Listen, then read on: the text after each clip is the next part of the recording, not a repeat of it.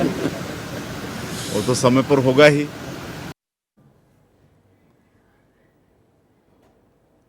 इसी बीच मंत्रिमंडल विस्तार पर पूर्व मंत्री शिव कुमार डहरिया का बयान, भारतीय जनता पार्टी में कुछ भी ठीक नहीं चल रहा है, बीजेपी में गुटबाजी बहुत हावी है, तो किसे मंत्री बनाना है तय नहीं कर पा रहे हैं और एक अनार 100 बीमार जैसी स्थिति है। तो मंत्रिमंडल में जो भी लोग हैं अनुभवी लोग हैं और 2-3 दिन में आपको बता दें कि लोगों को हटाने की बात चल रही है, ऐसा शिव डहरिया का कहना है।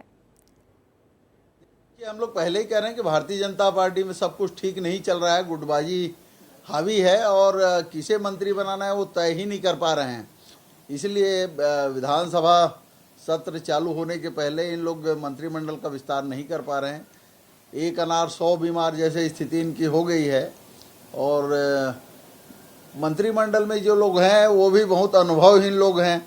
2-3 लोगों को हटाने की बात चल रही है। तो निश्चित रूप से भारतीय जनता पार्टी प्रदेश में किस तरह से काम करना चाहिए वो करने की स्थिति में नहीं है।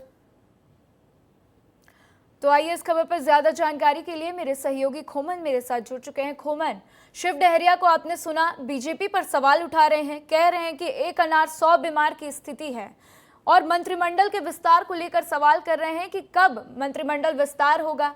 खुद ही मंत्रिमंडल में तय नहीं कर पा रहे हैं कि किसे मंत्री बनाना है। खोमन, देखिए राधा, आरोप प्रत्यारोप तो चलते रहते हैं, लेकिन जिस तरीके से अगर मैं बीजेपी की बात करूं तो बीजेपी ये चाहती है कि सत्ता और संगठन का बेहतर तालमेल हो। यही कारण है कि इसके पहले प्रधानमंत्री से मुलाकात सीएम विष्णुदेव साय ने की, इसके पहले अमित शाह से मुलाकात की, उसके बाद जब कल दिल्ली गए थे विष्णुदेव साय तो संगठन के लोगों से मुलाकात की, संगठन के लोगों से तालमेल बिठाकर यहाँ जो 2 मंत्री पद खाली है उसको जो है नाम आगे करने का काम किया जा रहा है। क्योंकि हमको देखने को मिलता है कि बहुत सारे बार कि सत्ता और संगठन का तालमेल नहीं बैठता। यही कारण है कि बीजेपी सरकार चाहती है सत्ता और संगठन के तालमेल के बीच जो 2 नाम बचे हैं उस पर काम किया जाए। इसके अलावा अगर इसकी इतर बात की जाए तो एक बहुत लंबी फेहरिस्त है नामों की, जिसमें बहुत सारे जो दिग्गज है, जो पूर्व मंत्री रह चुके हैं। राजेश मूणत अगर रायपुर संभाग से बनाया जाता है अनुभवी में से तो राजेश मूणत है। राजेश मूणत 3 बार के मंत्री रह चुके हैं, बड़े बड़े जो विभाग है उसको देख चुके हैं। इसके अलावा पुरंदर मिश्रा का भी नाम लगातार सामने चल रहा है। अगर अजय चंद्राकर की बात की जाए तो एक लंबा अनुभव उनके पास है और ऐसे कई नाम है बस्तर संभाग के। तो बहुत सारे ऐसे नाम हैं जो निकल कर सामने आ रहा है। लेकिन जिस तरीके से भारतीय जनता पार्टी बहुत फूक फूक कर कदम रख रही है और यही कारण है कि जो मंत्रिमंडल फेरबदल होने वाला है, जो 2 सीट बची हुई है उस पर नामों का विचार लगातार किया जा रहा है। और जो जानकारी निकल कर ये सामने आ रही है राधा, 1-2 दिन में जो नाम है वो तय किए जाएंगे और सामने आ जाएंगे। तो कुल मिलाकर समझा जा सकता है आने वाले दिनों में कैसे सरकार। तो नामों की चर्चा तो तेज है, लेकिन यही देखना है कि 1-2 दिन के अंदर नामों पर मोहर लगती है या फिर नहीं। हमारे साथ जानकारी साझा करने के लिए खोमन आपका शुक्रिया। तो इसी बीच एक बड़ी खबर, कांग्रेस फैक्ट फाइंडिंग कमेटी की बैठक का आज दूसरा दिन है। 11 लोकसभा क्षेत्रों की समीक्षा करेंगे। तो आज बिलासपुर में हो रही है समीक्षा बैठक। तो पूर्व केंद्रीय मंत्री वीरप्पा मोइली ये बैठक ले रहे हैं। चरणदास महंत, दीपक बैच समेत कई बड़े नेता कांग्रेस के मौजूद हैं। तो कोरबा, सरगुजा और जांजगीर लोकसभा की भी समीक्षा की जाएगी। तो चारों लोकसभा क्षेत्रों में हार की समीक्षा पर बात होगी। तो कल रायपुर में प्रदेश के बड़े नेताओं के साथ चर्चा हुई थी और अब आज ये दूसरी बैठक बिलासपुर में हो रही है। तो आइए इस खबर पर ज्यादा जानकारी के लिए मेरे सहयोगी आशीष मेरे साथ जुड़ चुके हैं, उनका रुख करते हैं। आशीष, क्या कुछ जानकारी मिल रही है? कल ही पहली बैठक हुई थी रायपुर में और अब आज बिलासपुर में दूसरी बैठक है। जी राधा, बिल्कुल जो है यहाँ मोहली कमेटी की जो बैठक है वो शुरू हो गई है। छत्तीसगढ़ भवन में बड़े कांग्रेस के पदाधिकारी मौजूद हैं। सबसे बड़ी बात है, सबसे बड़ा सवाल जो है, राहुल गांधी के आने के बावजूद जो है बिलासपुर सीट पर कांग्रेस क्यों हारी? क्योंकि बड़े नेता है, लोकप्रिय हैं, लोगों के बीच अच्छी पकड़ है, उसके बावजूद जो है बिलासपुर सीट हार जाना कांग्रेस के लिए बहुत बड़ी बात है और सबसे हाई प्रोफाइल सीट बन गई है बिलासपुर सीट। क्योंकि यहाँ के जो सांसद प्रत्याशी रहे देवेंद्र यादव, वो 1,65,000 वोटों से हारे, और जो तमाम दिग्गज रहे, चाहे वो जिला स्तर के जिला अध्यक्ष रहे या कांग्रेस स्तर के शहर अध्यक्ष रहे या तमाम लोग, वो लीड नहीं दिलवा सके देवेंद्र यादव के यहाँ से। और आज उसी बात पर सबसे बड़ी समीक्षा, गुटबाजी, भीतर घात समेत तमाम चीज़ों को लेकर यहाँ रायशुमारी होगी, मंथन होगा, और उसकी रिपोर्ट जो है केंद्र तक जाएगी आने वाले समय में। राधा, ये भी कहा जा रहा है कि कई बदलाव होने हैं बिलासपुर से। एक कांग्रेस में जो जड़ता है काफ़ी समय से कि कांग्रेस कमेटी के जो जिला अध्यक्ष हैं या शहर अध्यक्ष हैं वो सालों से जमे हैं, बने हुए हैं, और क्या उनके चेहरों पर जो है कांग्रेस लगातार जो चुनाव हार रही है। आप देखिए 2019 में जब विधानसभा चुनाव हुआ तब भी कांग्रेस को अपेक्षा कृत जो है परिणाम नहीं मिले थे बिलासपुर से। ठीक है आशीष, तो लगातार यही देखा जा रहा है कि यहाँ पर छत्तीसगढ़ की बात हो या फिर मध्य प्रदेश की, दोनों ही जगह पर कांग्रेस को वो रिजल्ट नहीं मिल पाया है जो मिलना चाहिए था। और जैसे कि आपने कहा कि राहुल गांधी खुद बिलासपुर का दौरा किया था, उन्होंने खुद वो आए थे और जनसभा को उन्होंने संबोधित किया था। इसके बाद भी बिलासपुर में कांग्रेस को बड़ी हार मिली, और यही आज देखना है कि समीक्षा बैठक में क्या बातें निकलकर सामने आती हैं। हमारे साथ जानकारी साझा करने के लिए आपका शुक्रिया आशीष। तो सक्ती जिले में ओटीपी पूछकर 28,11,000 के ऑनलाइन धोखाधड़ी का मामला सामने आया है, जहां जयजयपुर पुलिस ने शेयर मार्केट में ट्रेडिंग का झांसा देने वाले एक आरोपी को गिरफ्तार किया। तो जयजयपुर के चोरभट्टी निवासी उमेश कुमार चंद्रा ने 14 जून को रिपोर्ट दर्ज कराया कि बिलासपुर निवासी चंदन कुमार श्रीवास्तव ने ट्रेडिंग के माध्यम से ज्यादा पैसा कमाने का लालच देकर अपने चंगुल में फंसाया और 28 लाख रुपए कैश जो हैं वो ले लिए। तो जिसके बाद से आरोपी चंदन ने मोबाइल फ़ोन में एक ऐप डाउनलोड किया और उस ऐप को रोज चेक करने के लिए कहा। तो 1 माह बाद आरोपी चंदन कुमार ने 5 लाख रुपए का चेक देकर कहा कि ये तुम्हारी 1 महीने की कमाई है और हर माह ऐसे ही तुम्हें चेक मिलता रहेगा। तो उसके बाद से आरोपी ने पीड़ित से कुछ पैसों को वॉलेट में विड्रॉल करने के लिए कहा और मोबाइल पर आया ओटीपी बताने को कहा। तो जैसे ही ओटीपी बताया वैसे ही 23,11,000 रुपए अकाउंट से कट गए।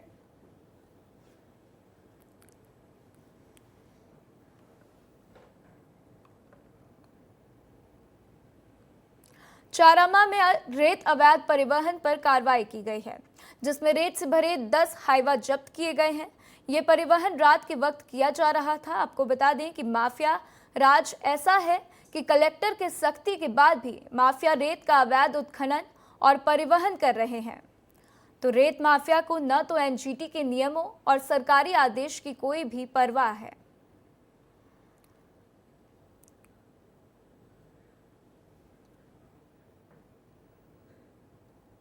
तो सरगुजा संभाग के अलग अलग सरकारी दफ्तरों में रिश्वतखोर अधिकारी कर्मचारी अब दहशत में हैं, लेकिन रिश्वत लेना नहीं छोड़ रहे और रिश्वत लेने का तरीका भी उन्होंने बदल दिया है। रिश्वतखोर अपने सहकर्मियों या फिर अपने मित्रों के माध्यम से पीड़ित लोगों से रिश्वत ले रहे हैं ताकि पकड़ में ना आए। और आपको बता दें कि ऐसे में अब एंटी करप्शन ब्यूरो के अधिकारी रिश्वत लेने में सहयोग करने वाले लोगों के खिलाफ भी कार्रवाई कर जेल भेज रहे हैं। तो सरगुजा संभाग की बात करें तो पिछले 6 महीने में रिश्वत लेने के 5 मामले में 11 लोगों के खिलाफ कार्रवाई की गई है।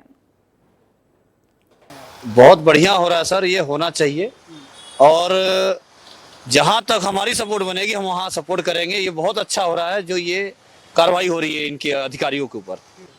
घूस वाले मामले के खिलाफ कार्रवाई करनी चाहिए और ये मतलब नहीं घूस कोई ले, बिना घूस के काम करे, एक ऐसा करना चाहिए। घूसखोर लोगों के लिए मतलब कार्रवाई करवानी चाहिए, उसके खिलाफ आवाज उठानी चाहिए। हर जगह तो जाते भैया घूस तो मांगते ही हैं। अब क्या करें, नहीं काम करवाएंगे तो देना पड़ता है, अब नहीं दो तो फिर सुनाए कोई सुनता ही नहीं है। तो अभी कार्रवाई हो रहा है इसमें, तो ये अच्छा हो रहा है कि हमारे लिए गरीब लोगों के लिए अच्छा है। कांकेर में एनआईए ने कई जगहों पर छापेमारी की। कांकेर जिले के मुंजल गोंदी, कलमुच्चे, अमाबेड़ा और जिवाला मारी गांवों में छापामार हुआ है। तो दरअसल एनआईए के एंटी नक्सल ऑपरेशन की तरह ये छापेमारी की गई और नक्सल प्रभावित गांव में सर्च ऑपरेशन भी चलाया गया। तो एनआईए की टीम ने कई मोबाइल फोन, एक प्रिंटर, 29,000 रुपए नकद और प्रतिबंधित दस्तावेज भी बरामद किए हैं। तो शुरुआती जांच के बाद से मामले में 2 लोगों को गिरफ्तार भी किया गया है।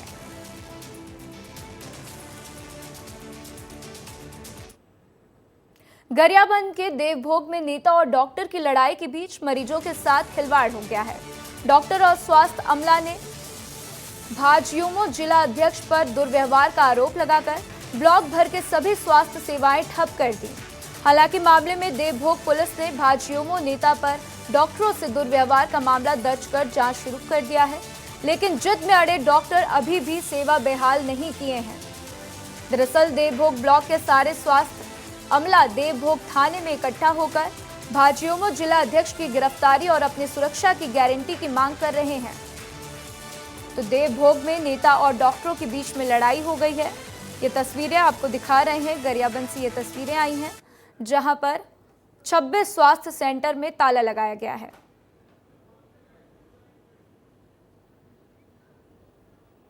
तो स्वास्थ्य सेवाओं से खिलवाड़ किया गया। आपको बता दें कि डॉक्टरों और नेताओं के बीच में लड़ाई हुई है और इस खबर पर ज्यादा जानकारी के लिए मेरे सहयोगी पुरुषोत्तम मेरे साथ जुड़ चुके हैं। पुरुषोत्तम, तस्वीरें में भी देखने को मिल रही है कि यहाँ पर डॉक्टरों और जो है नेता के बीच में लड़ाई हो गई है। क्या कुछ वहां से आपको जानकारी मिली है, हमारे साथ साझा करें। जी देखिए, बिल्कुल जो भाजयुमो के जिला अध्यक्ष हैं अपने परिजन को लेके कल रात को गए हुए थे इलाज कराने, क्योंकि वो थोड़ा बहुत मेडिकल के जानकार थे, तो उन्होंने जिद कर दिया कि मरीज का ईसीजी किया जाए। लेकिन ड्यूटी में तैनात डॉक्टर ने कहा कि तुम्हारे कहने पे क्यों हम उसमें करें। तो दोनों के ईगो के बीच की लड़ाई हुई। बात इतना बढ़ा कि वहां पे डॉक्टरों की भीड़ हो गई, मामला थाना तक पहुंचा। दोनों पक्षों में काफी तीखी बात हुई थी। आज सुबह से फिर यहाँ के 26 पूरा केंद्रों में जो है ताला लगाने के बाद पूरे अस्पताल के स्टाफ, डॉक्टर से लेकर 100 से ज्यादा स्टाफ जो है थाने पहुंच गए थे, जिसके बाद भाजयुमो जिला अध्यक्ष के खिलाफ विभिन्न धाराओं के तहत मामला भी दर्ज कर लिया गया। लेकिन इन दोनों विवाद में सबसे ज्यादा बेचारी की तरह साबित हो रहे हैं तो मरीज थे, क्योंकि इस लड़ाई में अस्पताल प्रबंधन ने आईपीडी में भर्ती मरीजों तक को बाहर निकाल दिया है। वो मरीज अभी भी कब सेवा बहाल हो उसका इंतजार कर रहे हैं। रोजाना ओपीडी में कम से कम 100 लोगों का इलाज होता है। इसके अलावा विभिन्न जो स्वास्थ्य सेंटर हैं जिसमें मातृत्व वाले, शिशु रोग से जुड़े हुए लोग, ये सारे लोग दिन भर हलाकान हो रहे हैं। ठीक है पुरुषोत्तम, हमारे साथ जानकारी साझा करने के लिए आपका शुक्रिया। तो सक्ती क्षेत्र के सरायपाली सामुदायिक स्वास्थ्य केंद्र में पदस्थ सीएचओ अनुपमा जलतारे के अपहरण की शिकायत दर्ज कराई गई थी। उसके भाई कलेश्वर जलतारे की ओर से एफआईआर दर्ज कराने के बाद दिन भर ये खबर सुर्खियां बटोरती रही और देर शाम साइबर सेल बिलासपुर की टीम ने सीएचओ को उसके एक मित्र के साथ एक होटल से बरामद कर सक्ती पुलिस के हवाले भी कर दिया। तो आपको बता दें कि इस मामले में एक ऑडियो के सामने आने की बात कही जा रही थी और ऑडियो से अपहरण और फिरौती जैसी बातों की पुष्टि हो रही थी। तो ऑडियो में अपहरण के बाद से किडनैपर्स ने भाई को फोन कर फिरौती भी मांगी है और तय समय तक फिरौती की रकम जब नहीं मिली तो किडनैपर्स ने फोन पर भाई से गाली गलौज भी किया है और साथ ही बता दें कि बहन को जान से मारने की धमकी भी दी थी और इस सनसनीखेज वारदात में पुलिस की नींद उड़ा दी है।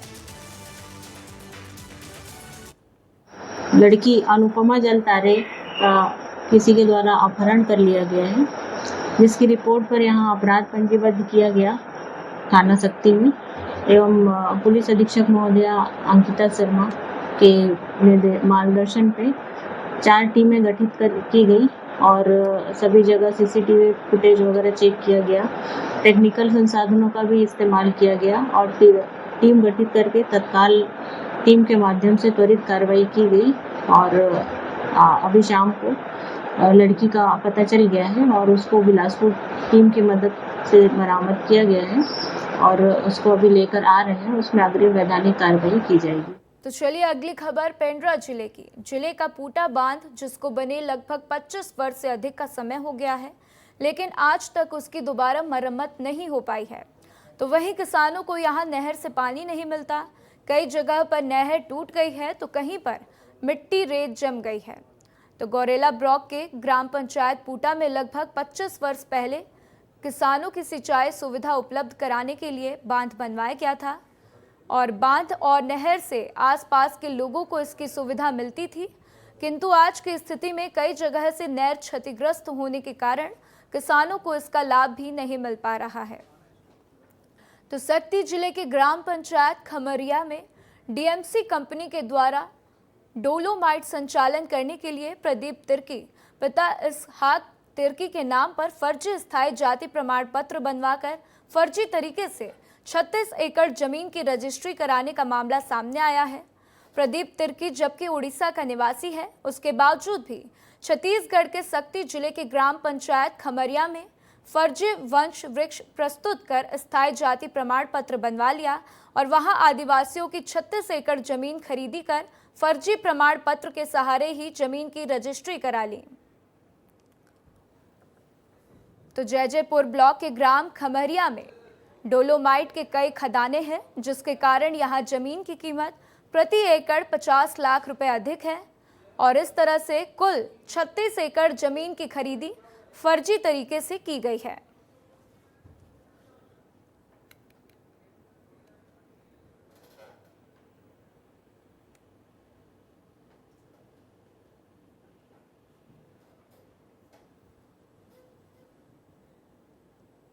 चलिए, ये जानकारी तो मुझे जानकारी नहीं था, क्योंकि आप लोगों के माध्यम से मुझे प्राप्त हुआ है और एज एसडीएम जानकारी मुझे आज दूसरा दिन है।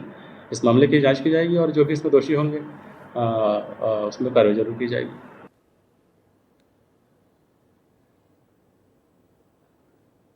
हाँ, ग्राम पंचायत खमरिया में फर्जी जाति प्रमाण पत्र की शिकायत प्रदीप तिर्की पिता इसाक के नाम से हुआ था, जिसके जांच के लिए तहसीलदार जयजयपुर के द्वारा टीम बनाया गया था, जिसमें कि हम लोग सामूहिक रूप से जाके जांच किए थे कि जो हमारे ग्राम पंचायत का निवासी नहीं है और ना ही उसके नाम में मेरे द्वारा किसी प्रकार के जातीय निवास बनाया गया है। 1 साल पहले भी एसडीएम और तहसीलदार द्वारा इनकी जो दस्तावेज है उसको फर्जी माना गया है।